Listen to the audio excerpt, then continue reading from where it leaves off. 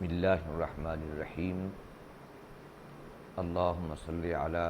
سیدنا و مولانا محمد وعلی آلہ وصحبہ وبارک وسلم۔ معزز سامعین و حاضرین، آج بحمداللہ تعالی حدیث پاک کا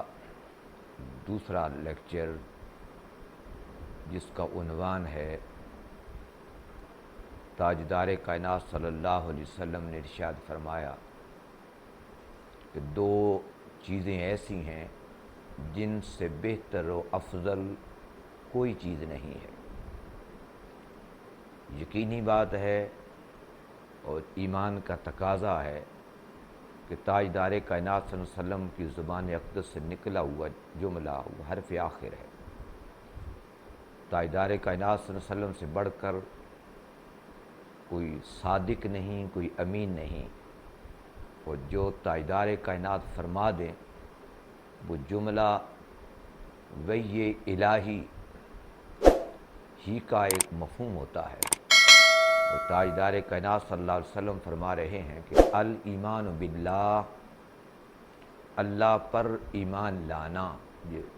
درجہ کمال کی افضل شے ہے۔ اس سے بہتر کوئی افضل اور شے نہیں ہے، جس کی وضاحت اس سے پہلی گفتگو میں ہم کر چکے ہیں۔ آج اس کا دوسرا حصہ لیں گے،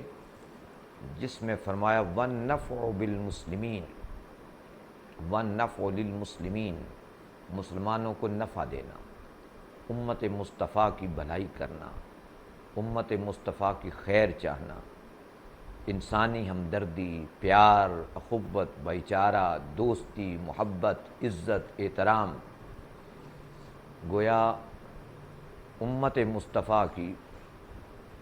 علمی اعتبار سے، فکری اعتبار سے، مالی اعتبار سے، ہر لحاظ سے اس کی مدد کرنا، سپورٹ کرنا، مسلمان کے ساتھ تعاون کرنا اور ان کا ادب و احترام کرنا، اس کو ہر حال میں، ہر لمحہ اس فکر میں رہنا کہ مسلمان کو نفع دینا ہے، فائدہ دینا ہے۔ تو امت مسلمہ کے ہر فرد کے لیے یہ لازم ہے کہ ہم ہر لمحہ اس فکر میں رہیں کہ ہم دوسرے مسلمان کو نفع کیسے دے سکتے ہیں، اس کا بھلا کیسے کر سکتے ہیں، انسانیت کی خیر کیسے مانگ سکتے ہیں، اور کون سا طریقہ ہے جس سے میری ذات سے دوسرے کو فائدہ مل سکتا ہے۔ اس لیے کہ تاجدار کائنات صلی اللہ علیہ وسلم نے فرمایا اس سے افضل کائنات میں کوئی افضل شے نہیں ہے، بہتر کوئی شے نہیں ہے۔ سو آقا کی خوشی اس میں ہے، آقا کی رضا اس میں ہے، آقا کی محبت اس میں ہے، آقا کی مسکراہٹ اس کے اندر نصیب ہو سکتی ہے کہ ہم آقا کے اس فرمان پر یہ دنیا کا سب سے افضل عمل کریں اور وہ دوسرے مسلمانوں کو فائدہ دینے کا مشن اپنا لیں، اپنی نیت میں، اپنی فکر میں، اپنی سوچ میں، اپنے خیال میں، تصورات کے اندر، زندگی کے ہر لمحے کے ساتھ ہم دوسروں کی خیر مانگنے والے بن جائیں۔ تاجدار کائنات صلی اللہ علیہ وآلہ وسلم نے اس دین اسلام کا جو مفہوم سمجھا دیا ہے وہ ان دو باتوں کے اندر جمع نظر آتا ہے، ایک تعلق باللہ اور ایک امت مسلمہ کے ساتھ تعلق پیدا کر لینا۔ یہ افضل ترین تعلق ہے اور اس تعلق پر ہمیں زندہ رہنا چاہیے، اسی پر ہماری آخرت ہونی چاہیے اور اسی پر ہماری بقا ہے۔ تو تاجدار کائنات صلی اللہ علیہ وسلم کی زندگی کا آخری لمحہ بھی دیکھ لیجئے، ظاہری حیات مبارکہ کا آخری جملہ بھی سن لیں تاکہ اندازہ ہو جائے کہ تاجدار کائنات صلی اللہ علیہ وسلم نے زندگی بھر یہی میسج دیا ہے کہ اس انسان کو اللہ کے ساتھ جوڑا اور انسان کو انسان کے ساتھ جوڑا، اس مؤمن کو، مسلم کو اللہ کا بندہ بنایا اور بندوں کو بندوں کے ساتھ جوڑ کے ایک مسلم آئیڈیل معاشرہ تشکیل دیا۔ سو مسلم آئیڈیل معاشرے کی تشکیل کے لیے ضروری ہے کہ ہمارا ہر لمحہ تعلق اللہ سے بھی رہے اور اللہ کے بندوں سے بھی قائم رہے۔ آخری کلمات مصطفیٰ صلی اللہ علیہ وسلم یہ ہیں آقا فرماتے ہیں کہ الصلاۃ الصلاۃ اتقوا اللہ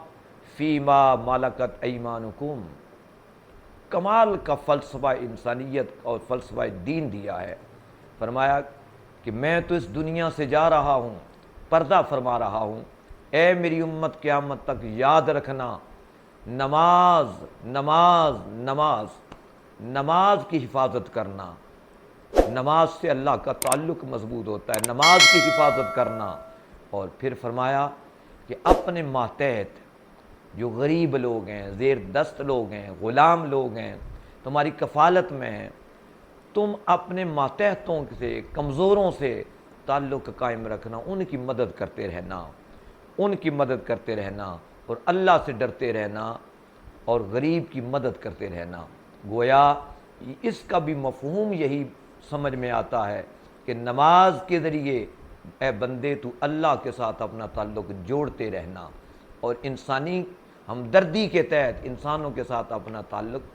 قائم کرتے رہنا اور استحکام اور مضبوط کرتے رہنا۔ اللہ پاک ہمیں یہ دونوں تعلق، اللہ سے بھی اور اللہ کے بندوں سے بھی، وہ مضبوط تعلق اور رب کی رضا کے لیے تعلق عطا فرمائے۔ انشاءاللہ جس دن آپ کا میرا ہم سب کا یہ مزاج اور فکر بن جائے گی کہ اللہ سے بھی تعلق قائم رہے اور اللہ کے بندوں سے، تو پھر ایک مسلم آئیڈیل معاشرے کا آغاز ہو جائے گا۔ اللہ پاک اس پہ عمل کی توفیق نصیب فرمائے۔